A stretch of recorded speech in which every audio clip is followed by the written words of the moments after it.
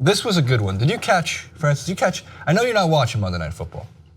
I know you watch Monday Night Football in overseas, which is a big deal. Yeah, I've not been watching that. On Monday Night Football, we had a moment with Sergio Dipp. I caught that. Right. Sergio Dipp became That's good. Online, I got the main thing. Online sensation. Yeah. In a matter of 30 seconds. First of all, my jaw hit the floor when I'm watching Sergio Dipp do this broadcast because you thought something isn't right here. But what made that a little bit better? It was Beth Mowins is the one who. Yes. I'm pronouncing that Beth correctly. Mowins and Rex Ryan. And for whatever reason, Rex Ryan.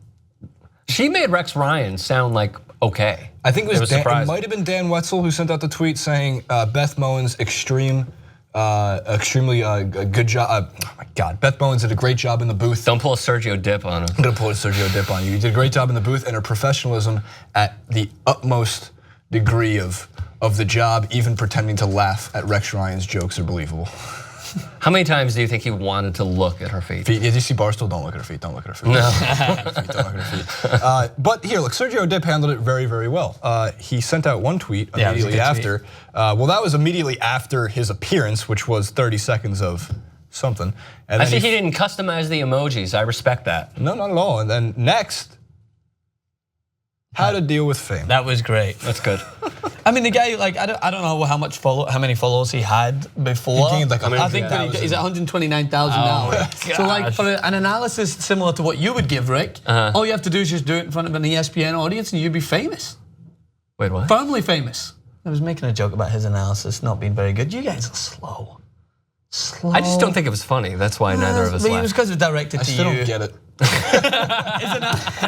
I just kind of missed ESPN. Well, here's the thing. Learn from Sergio Dipp. And whenever, like we figured this out probably 20 minutes ago. I'll let you know. Whenever you are in doubt, just go, Vance Joseph. And that's all you have to do. The diversity he brings from the backgrounds. Enjoying time of his life. Look, they finished with like, look at him go at the end. It was great. So we're not allowed to show this. I don't think we can show the actual video. He did post another video, which we'll throw in post of him addressing the locker in the locker room, addressing the audience, saying how much it meant to him to be for one. And look, he's a likable guy now because of this moment, and he was able to make fun of himself, which I think is really important. It's been a couple of hours now trying to digest what just happened to a 29-year-old Mexican guy like me. It's 9/11. I'm in Denver, Colorado, and this is the NFL. A Monday night football game between the Broncos and the Chargers. The biggest stage possible. I was studying my elementary school September 11, 2001 in Calexico, California. Born in Mexicali, Baja California, Mexico. But growing up in the American environment as a minority. A minority like head coaches Vance Joseph and Anthony Lynn. So what I wanted to do was to show some respect, making my debut as a minority on American national TV, the biggest stage out there, on the most heartfelt day in this great country made up by immigrants, and on some people's perspective, it all went wrong.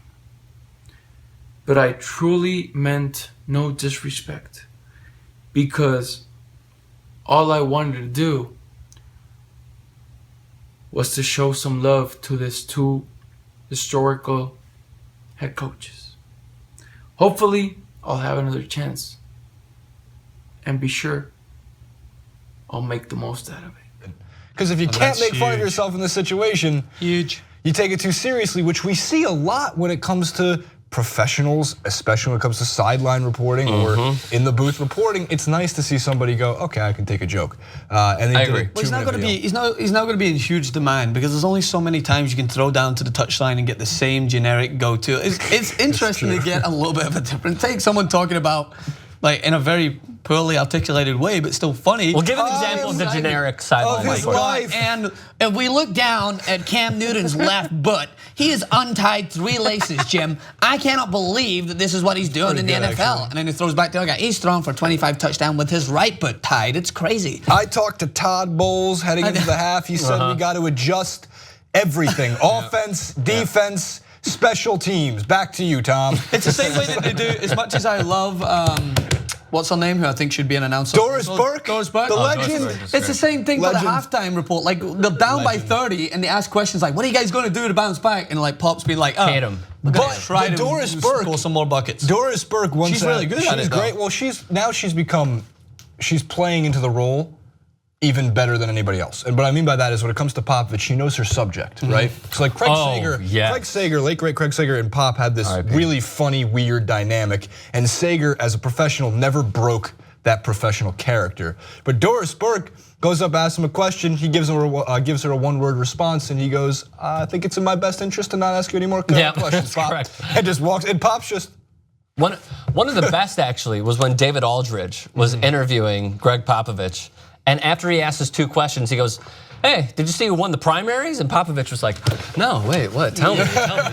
And he was like so into it. Interested. Yeah, so like just ask stupid, dumb questions. But I'm with Francis, and I think that they should stop doing this. Yeah, it's just it's not necessarily halftime. No. As he brought up, and I'm in complete agreement with him, is after the first quarter and after the third quarter when they have to interview the coaches don't give a shit. The coaches don't want to talk to you. The fans don't care because they know they're not going to get anything at all except for the 1% chance that the team is either up or down by 30 and they have a good quote. That's pretty much it. The post-game analysis I get, right? You always want to figure out what's going on, and that's always it's a go-to. You want to get it, but there's a reason why. Like for instance, people are pressed in situations and give stupid answers. It's almost like they're trying to goad like silly responses out of people. It's the same way that I think it's ridiculous that you interview losers after the UFC, which they've stopped doing now. Well, it's like no one wants to talk to you after they just get their head smashed. After getting knocked out. Yeah, it's ridiculous. After they get knocked out, but they still talk to them afterwards. I think it's somewhat just overplay of what you need to hear. Like, yeah, you want to figure out what Tom Brady says after winning the Super Bowl. Yeah, you want to know this. But as you mentioned, every quarter, like, what are they going to do to adjust this quarter? What are they going to do to adjust next? And it's the same way that I once watched ESPN, and I quoted this to Jason. One time. He watched once watched ESPN, and they spent 25 minutes on LeBron James's stats with and without the headband. And in that moment, I realized that was a big that my life had no meaning. Yeah, the best though that they ever did, in my opinion, was the when they tried to do last year NFL Week 1 in emojis. Say that again? ESPN did NFL Week 1 in emojis last year. Yeah, I remember that. They got ripped apart. They put out a string of emojis for each game reaction for Week 1, and it was a very. It's like when your dad tries to appeal hip to the millennials. Like when my dad just finds emojis, sends all the wrong ones at all the right times. Like it's just, and that's what they're trying to do to try and make it hip. Should teach them about hashtags. Oh, and it's great because you just picture him like, you know that thing where like anyone who was born before 1970 don't know that you can use your thumbs to like use the iPhone. So like you always see them like this. Yeah, one by one. You're like, why is your index finger became the thing that you use? Like, why don't you just use your thumbs? Can you imagine someone before the 70s trying to use like a Samsung Galaxy and like connecting all the dots left and right? Idea. Holy shit! What a great, yeah. Let's do it. It's a sketch. Let's do it. People born before 1985. Doesn't apply to sports, but sure. What do you think they'd be better at, like the Galaxy or Pictionary? Oh. I feel like people have been able to draw for a long time. Technology, you had to adjust. I'm sorry, not Pictionary. What's the thing that you draw? Oh, Etch-a-Sketch? Yeah. I'm really bad at Etch-a-Sketch. Yeah, I'm bad as well.